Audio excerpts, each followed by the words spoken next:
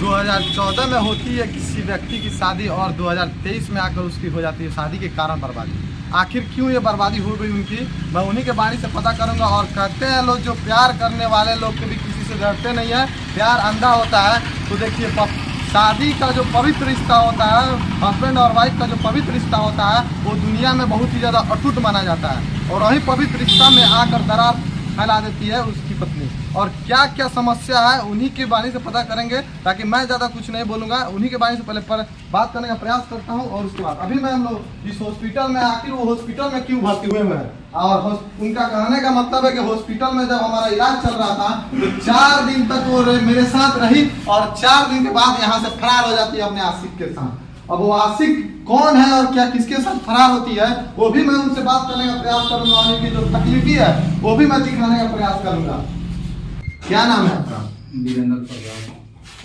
क्या क्या मसला है आपके साथ? मसला यही है कि वो भाग गई है। ऑपरेशन। कौन भाग जा रही है? बीवी भाग गई है।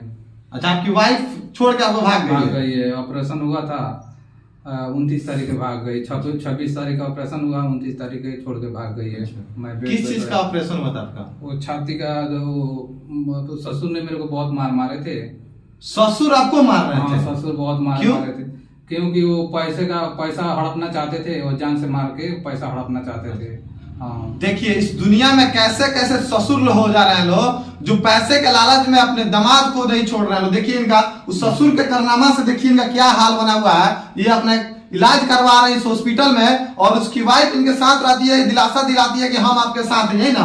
हाँ। और साथ होने के बाद 4 दिन तक इनका इलाज चलता है। इलाज होने के बाद ये फरार हो जाती है। चौथा दिन ये भाग जाती है। किसके साथ भागती है ये पता नहीं। रात दिन मोबाइल पे बातें करती थी, दिन भर, रात को भी बातें। एक माने माँ होकर बाल बच्चा भी है? हाँ, 2 बच्चा, एक लड़का एक लड़की है। देखिए एक माँ होकर किसी गैर मर्द से बात करना ये कहाँ तक सही है, और फोन पे रातों रात बात करना करती थी वो नहीं? हाँ, दिन में भी या रात में भी बातें करती थी। तो आप उसको कुछ नहीं बोलते थे? क्या बोले, पंचायती द्वारा लाया था उनको, कोई हम दबाव नहीं दिए थे, कुछ नहीं करते थे। अच्छा। बोलते भी नहीं थे, बोले थे कि बाहर जबाना हम लोग अभी जिस जगह पे हैं वो हरसिद्धि प्रखंड के मार्केट में हॉस्पिटल जो खुला वहाँ पे है। और ये कहाँ की घटना है? वो शादी कहाँ हुआ था आपका? शादी लगुनिया हुआ था, बड़का लगुनिया, बलुआ पंचायत पड़ता है। देखिए बिहार में इतना तक हमने सुना था सिर्फ लड़का और लड़की बात करती है फोन पे। यहाँ हस्बैंड की जो वाइफ रहती है वो बात करती है रातों दिन और रात। और उसके पंचायती भी होता है तो पंचायती में फरियाद जाता है कि आप बात कर सकते हैं। तो आपने कोई एक्शन नहीं लिया उस पर? नहीं, वो पंचायती में यही हुआ था जी। बोल रहे थे कि जाने दो, मर्जी से इसको ही मालिक बनाया जाए। मैं मालिक उन्हीं को बना दिया था। तो फिर ये जो पति और पत्नी का जो बंधन होता है, 7 जन्मों तक कसम खाते हैं, वो सब कहाँ गया? वो यही हुआ था कि उसको मालिक कुछ तकलीफ नहीं देने का, कुछ बोलने का नहीं, जो मर्जी वो करे, अच्छा से मेरा घर बच जाए। अच्छा। इसीलिए जो कहती थी वो मानता था मैं, जो मेरा परिवार बच जाए। मैं क्या मालूम था कि वो धोखा दे के भाग जाएगी। जो आपके साथ हुआ था थाना में आवेदन दिया कि नहीं दिया? थाना में आवेदन दिया हूँ। अच्छा। क्या लगता है सीधी थानेदार है वो कार्रवाई करेंगे, बोल रहे थे कार्रवाई करेंगे।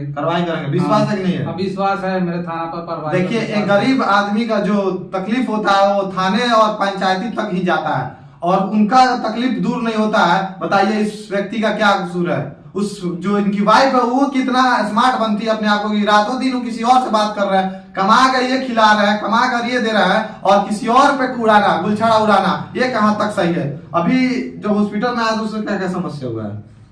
समस्या यही है कि क्या समस्या है, यही समस्या है कि वो भाग गई छोड़ के। को मेन मौके पर मरते मरते बचा हूँ। अच्छा। हाँ। तो पैसों से लेके भाग गई? पैसा 15,000 रुपया लेके भाग गई है। तो आप मैंने वहां पे क्यों गए थे कि पीट दिया लोग? इसीलिए गया था, एक बार भाग गई थी। अच्छा। ऐसा गया था बुलाने के लिए गया था, तो मेरा ससुर बोला पैसा छोड़ दो। कैसा पैसा छोड़ दो? मेरा खाता, उनके खाते पर पैसा जो दिया था ना, वो 6 लाख रुपया। अच्छा। वही पैसा बोलो छोड़ दो, नहीं तो औरत भी नहीं तड़ पाऊंगा। मैं बोला बाबूजी पैसा बहुत मेहनत से कमाया हूँ, मैं पैसा नहीं छोड़ूंगा। तो पैसा दे दिए। सबूत है ना मेरे पास, देखिए सबूत। देखिए खाते पे, बाहर से सब पैसा खाते पे भेजा हूँ। 1-1 रुपया कमाने में आदमी का पसीना पसीना बह जाता है। और ये 6 लाख रुपया कितने दिन में कमा के दिए थे उनको?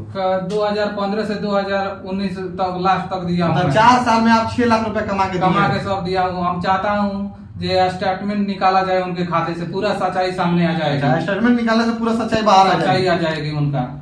मैं हरसिद्धि के जो थानेदार है, हरसिद्धि थानेदार है, मैं उनसे विनम्र निवेदन करूंगा कि इस गरीब का समस्या का समाधान किया जाए और जो सच्चाई है उसको दिखाया जाए। और इनमें गलती है तो इनको सजा मिलनी चाहिए। और इनकी वाइफ में गलती है या उसके वाइफ जो इनकी वाइफ है उनके पिताजी में गलती है तो उनको भी सजा मिला जाए और सलाखों के पीछे रहना चाहिए। क्योंकि ऐसे करने पे अगर वो करती है तो मनोबल और किसी का बढ़ जाता है। तो ऐसे बहुत ज्यादा लोग करने रहेंगे। दे रहा कि नहीं आपका साथ दे रहे हैं, घर परिवार में घर परिवार साथ दे रहे हैं। घर परिवार के लोग आ रहे हैं, साथ दे रहे हैं, मदद कर रहे हैं भाई लोग।